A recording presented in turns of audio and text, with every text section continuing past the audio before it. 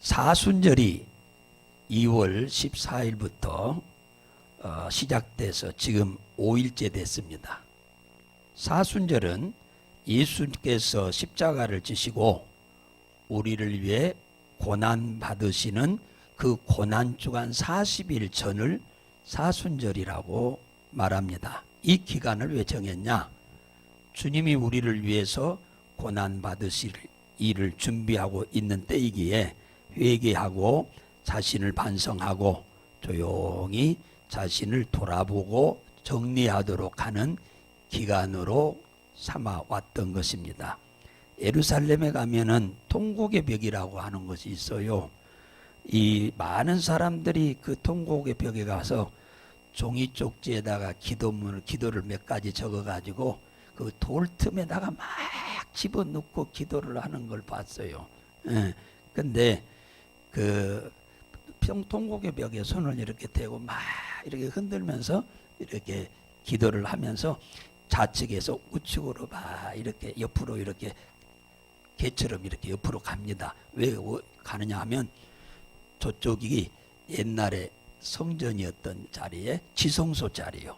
이게 성전에는 성소가 있고 지성소가 있어요. 성소는 우리 회중들이 앉아 있는 자리고 지성소는 여기 이렇게 막아져 가지고 법궤가 있는 하나님이 임재하는 곳이죠. 그래서 그 자리가 있었던 쪽으로 이렇게 기도하면서 계속 이렇게 기도하면서 그쪽으로 갑니다.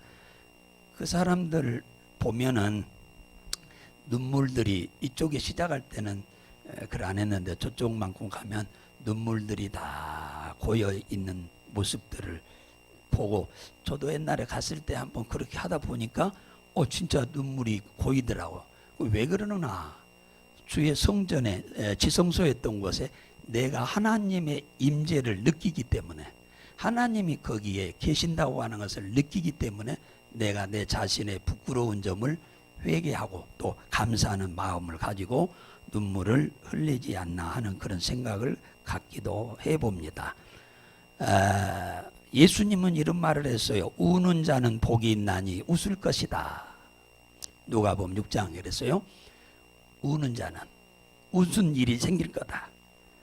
눈물 고인 눈만큼 아름다운 눈이 없다고 그러잖아요. 그 눈물이 자신의 죄를 뉘우치고 또 다시는 그러한 죄를 범하지 아니하겠다라고 하는 마음에서 흐르는 눈물이라고 생각하면은 이건 진짜 고귀한 눈물이고 보석과 같은 눈물이라고 할 수 있겠습니다. 그 중에서 또 눈물이 고인 눈은 용서를 구하는 눈으로서 하나님께는 영광이고 사람들에게도 크게 감동을 줄 만한 눈물이다. 내가 살면서 이렇게 몇 가지 경험해 보면 미운 사람에게 이게 정을 준다는 게 진짜 어려워요. 미운 사람한테 정을 준다? 이거 보통 힘든 일이 아니야. 두 번째는 싫은 사람을 잘 이렇게 받아들이는 거. 이거 진짜 힘든 일이에요. 쉬운 일이 아닙니다. 세상 사람 같으면 그냥 팽개쳐 버리죠. 근데 우리는 그리스도인이니까 그럴 수가 없잖아요. 그런가 하면 별것 아닌 것도 죄로 여기고 회개할 줄 아는 것. 이 세 가지 중에서 제일로 힘든 게 제가 봐서는 별것 아닌 것 같은데 회개한다. 내 자신이 잘못한 것을 회개한다는 게 사실은 그게 쉬운 일이 아니더라고요. 큰 문제가 터졌을 때야 회개를 안 할 수가 없이 해야 하는데 문제도 없을 때 내가 조용히 내 자신을 돌이켜보고 회개한다는 것은 그리 쉬운 일이 아니더라고요.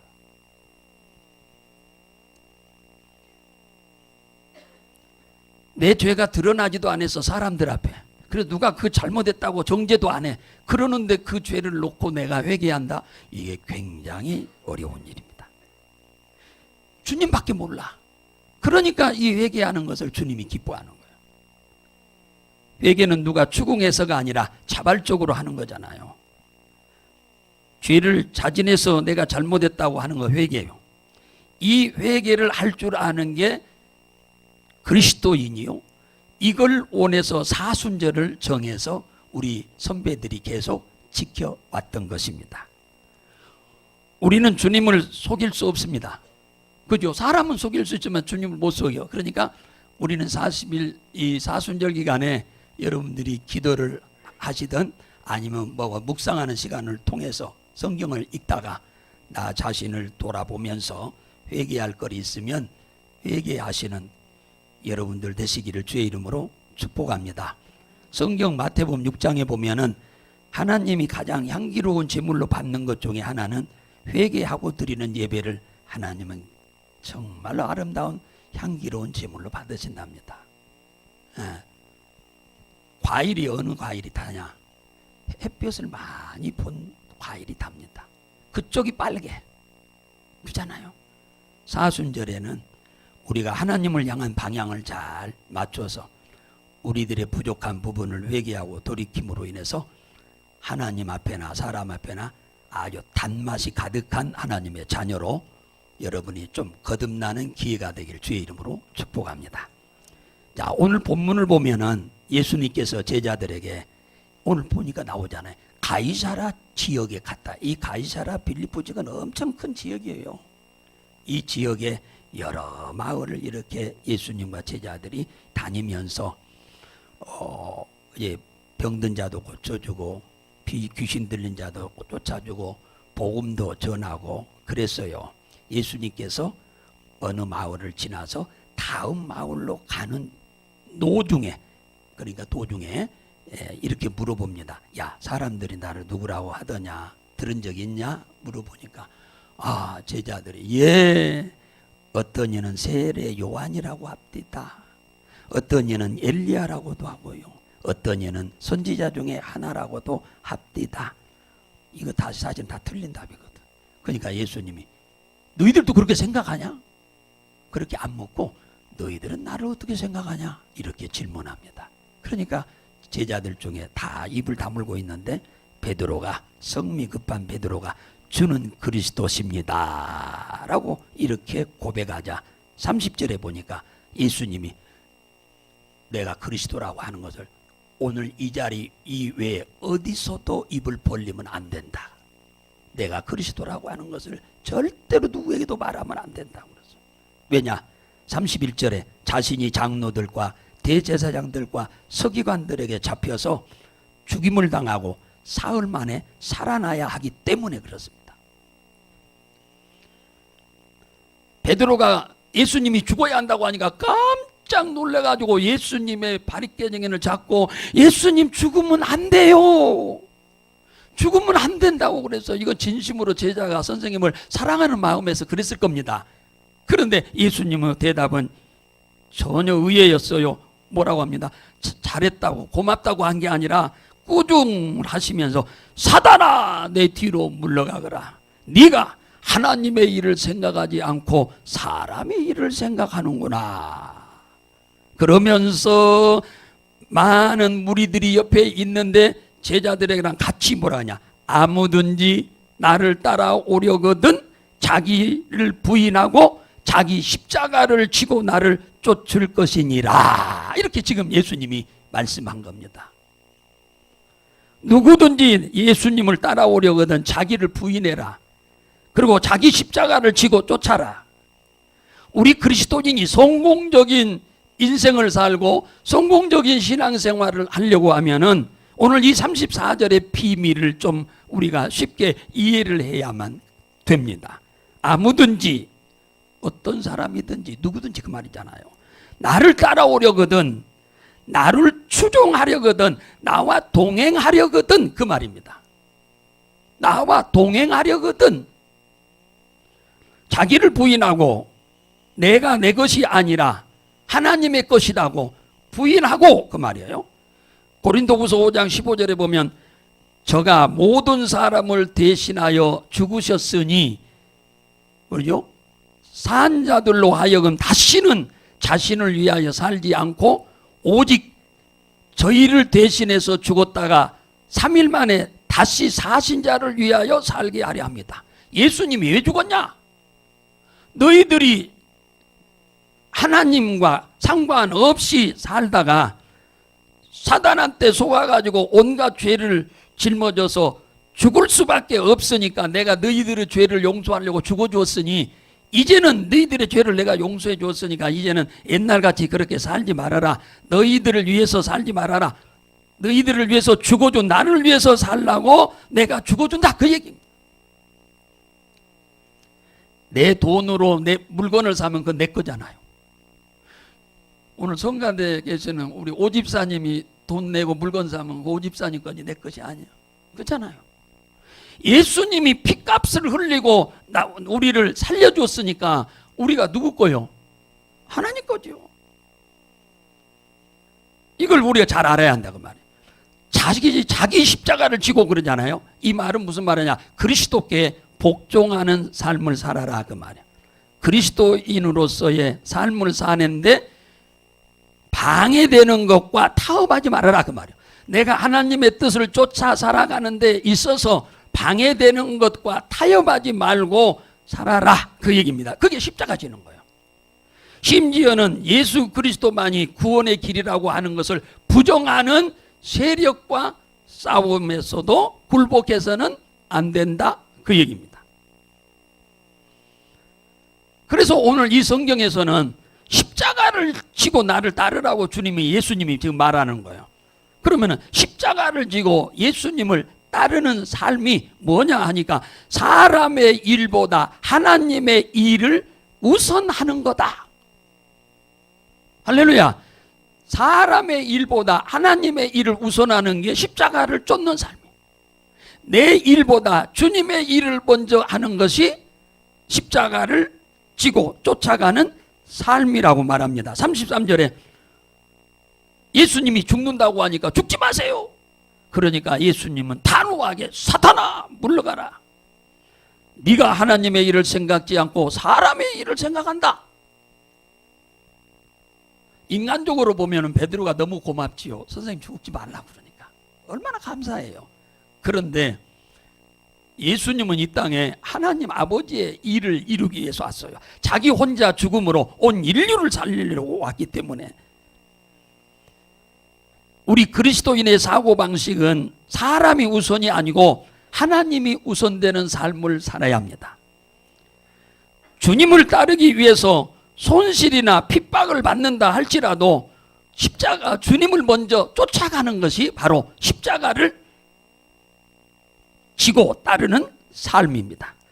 죄를 짓고 남한테 고난을 당하면 그건 십자가를 지는 삶이 아니에요.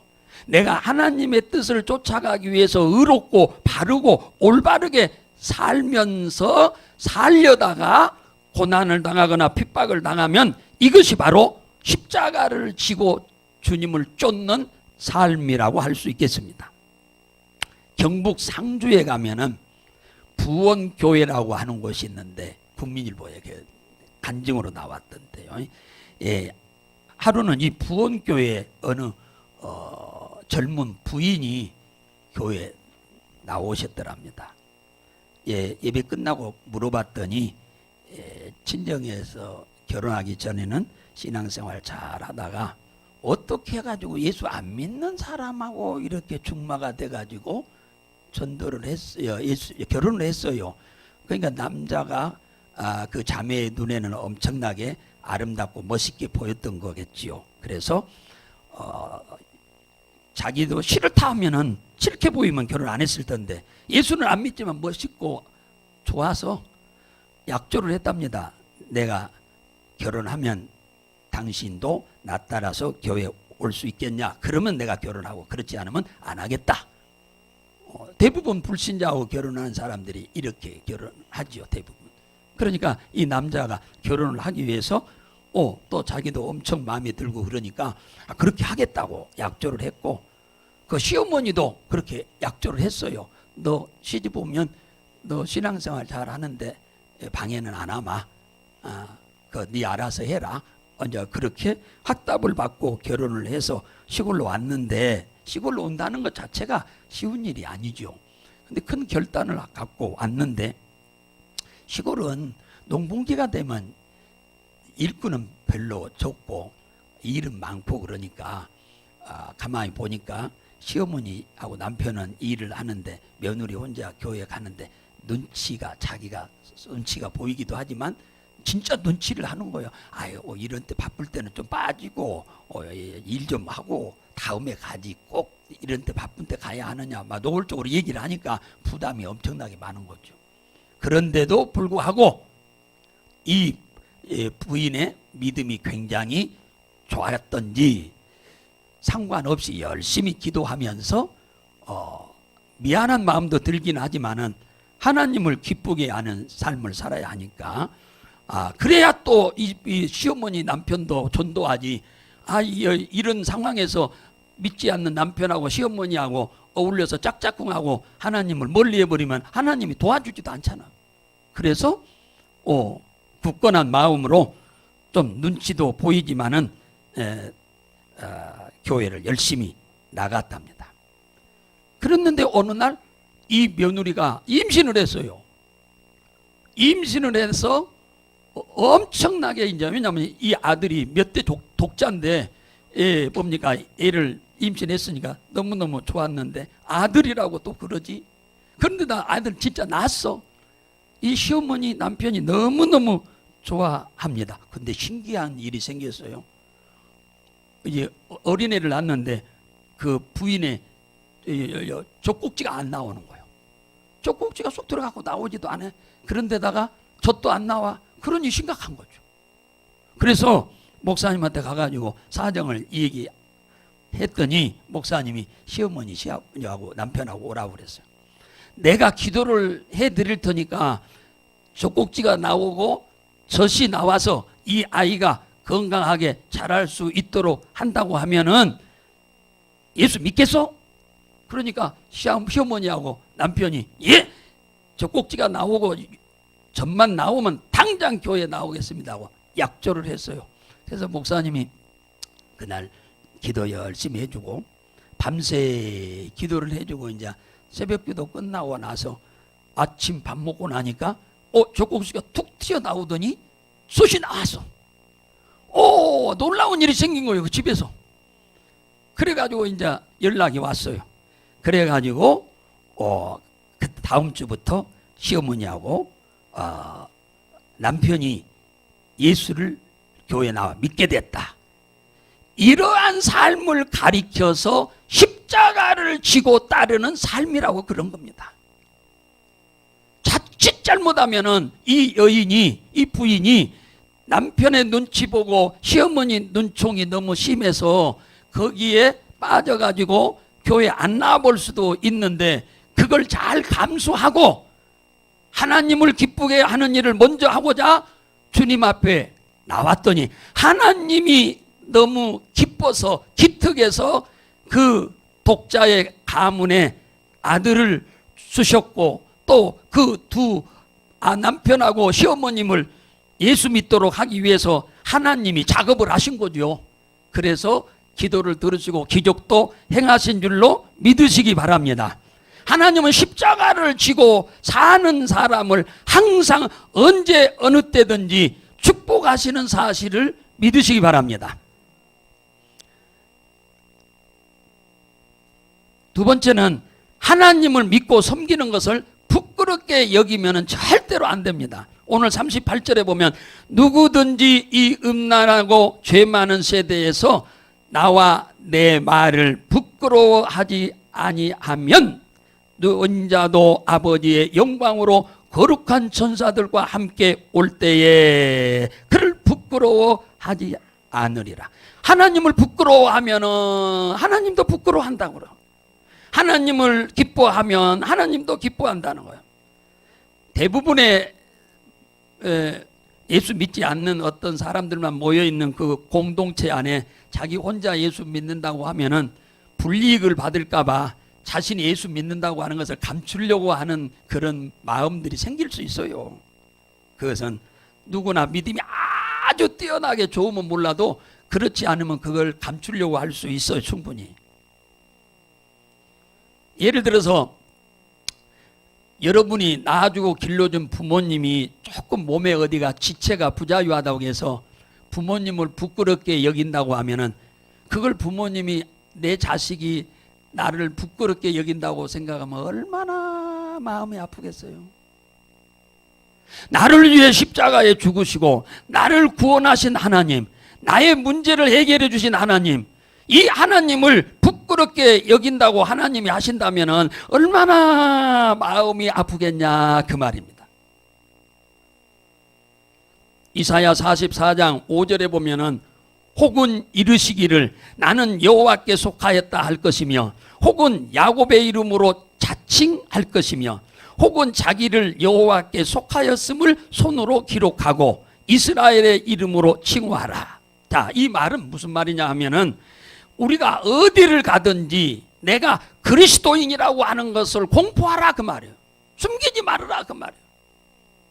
내가 뭐 스스로 나는 예수 믿는다라고 못한다 할지라도 누가 물어보면 나는 그리스도인입니다, 나는 기독교인입니다 라고 여러분이 말할 수 있어야 한다고요. 어디 가서 이력서를 내기 위해서 이력서를 쓴다고 하면은 여러분들의 종교가 뭐냐라고 한다면 나는 기독교라고 분명하게 당당하게 기록할 수 있어야 한다는 거잖아요. 혹은 자기가 여호와께 속하였다고 손으로 기록하라고 그러잖아요. 그리고 내가 여호와께 속해 있다고 자칭 말하라고 그러잖아요.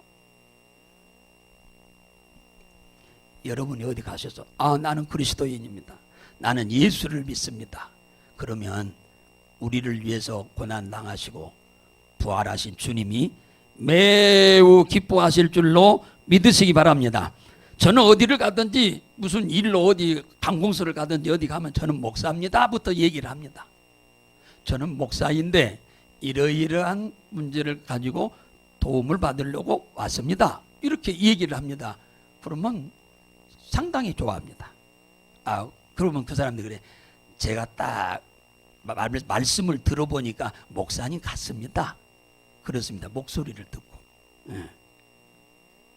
그래서 도움을 엄청나게 수월하게 일을 잘 처리해 주는 모습을 경험하게 됩니다. 어디 가든지 나는 그리스도인이라고 당당히 말하고, 어디를 가면 이력서에 내가 그리스도인이라고 하는, 기독교인이라고 당당하게 손으로 기록하라고 하는 말은 내가 예수 믿고 구원받은 하나님의 자녀라고 하는 긍지와 자긍심을 가지라고 하는 얘기잖아요.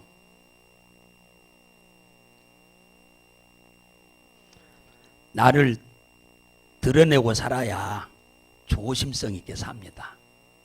내가 예수쟁입니다 라고 드러내면 함부로 행동을 못하죠. 그리고 함부로 말도 안 하죠.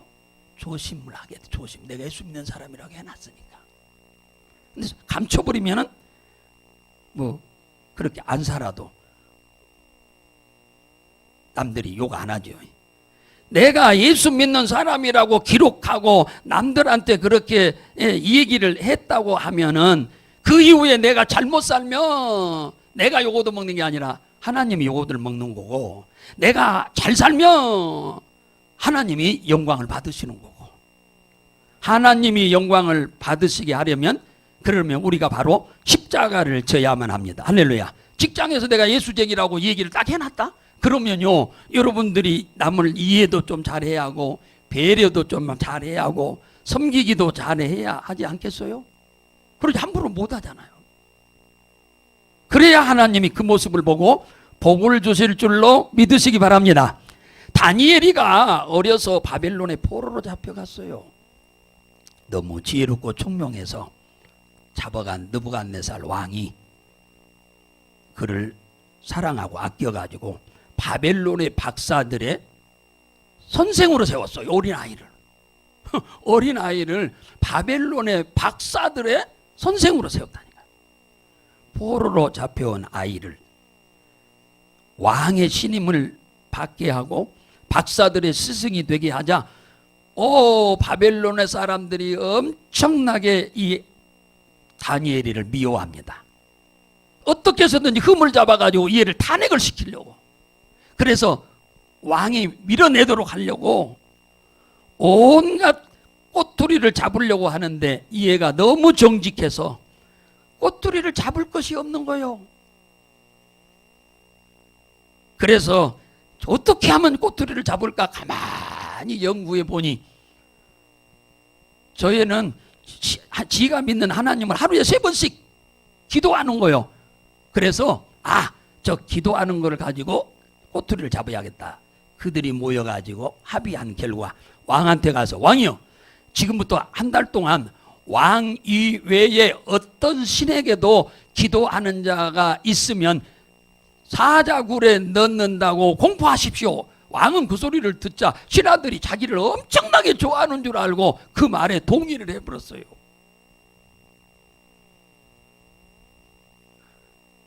그런데 다니엘이는 이 많은 박사들이 자기를 탄핵하려고 하는 것을 이미 알면서도 그는 하루에 3번씩 예루살렘을 향한 쪽에 있는 창문을 열고 기도하는 일을 쉬지 않고 기도를 했더니 발견됐으니까 당연히 왕한테 고발에 들어간 거죠. 그러니까 왕이 어쩔 수 없어, 자기가 이미 말한 거니까 사자굴에 집어넣었어요. 어쩔 수 없이 자기가 한 일이기 때문에.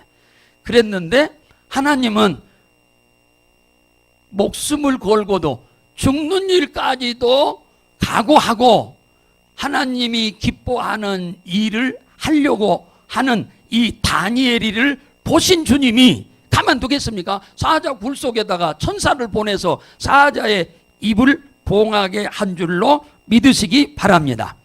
자기 안위보다 하나님을 기쁘게 하는 것을 먼저 하려고 하는 이 다니엘의 신앙을 가리켜서 우리는 십자가를 지고 따르는 삶이다, 이렇게 말하는 겁니다. 그랬더니 하나님이 십자가를 지고 따르려고 하는 그 다니엘을 그냥 방관합니까? 아니잖아요. 그 사자굴 속에 다니엘을 살리기 위해서 천사를 보내서 입을 봉해서 구원한 줄로 믿으시기 바랍니다.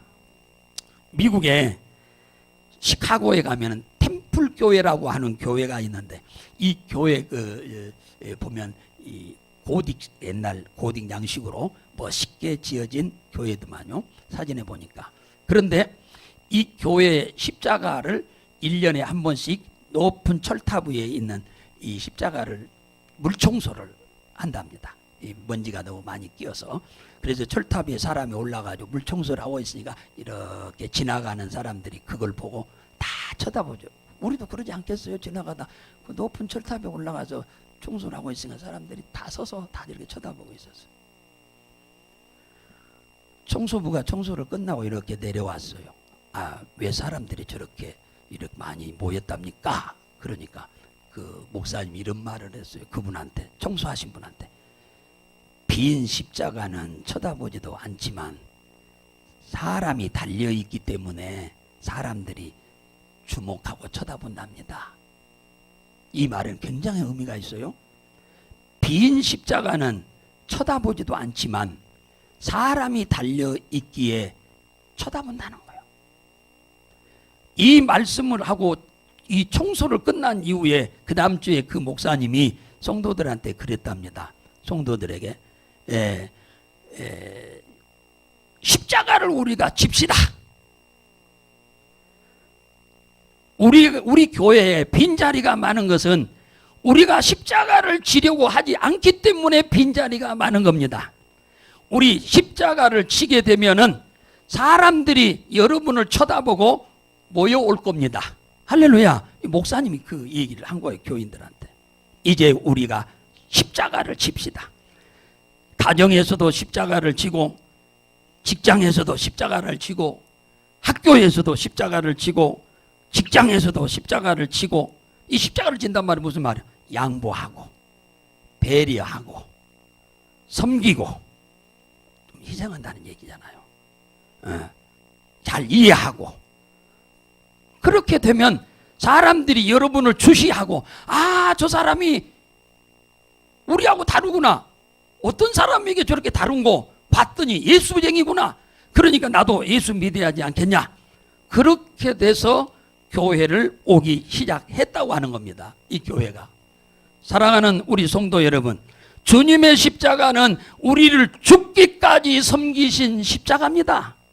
주님의 십자가는 우리를 죄에서 해방시키고, 주님의 십자가는 어둠의 권세와 죽음의 질병에서 우리를 해방시켰고, 주님의 십자가는 가난의 저주에서 우리를 해방시켰고, 영원한 지옥불에서 우리를 해방시키셨습니다. 이미 주님이 십자가가 우리에게 엄청난 은혜를 이미 베풀었지만 앞으로 미래에도 우리는 이 주님의 십자가를 통해서 복을 엄청 받아야만 합니다. 할렐루야. 그러려고 하면은 우리는 십자가를 져야 하는데 그 십자가가 바로 나보다 주님이 우선된, 사람보다 주님이 우선된 삶을 살 수 있기를 주의 이름으로 축복합니다. 그리고 어디서 여러분들이 무엇을 하든지 나의 신앙은 기독교인이라고 여러분들이 선포하고 그곳에서 자기가 있는 곳에서 잘 섬기고 배려하고 양보하고 희생함으로 그분들이 여러분을 보고 주님 앞에 나아올 수 있는 그런 명분이 만들어지기를 주의 이름으로 축복합니다.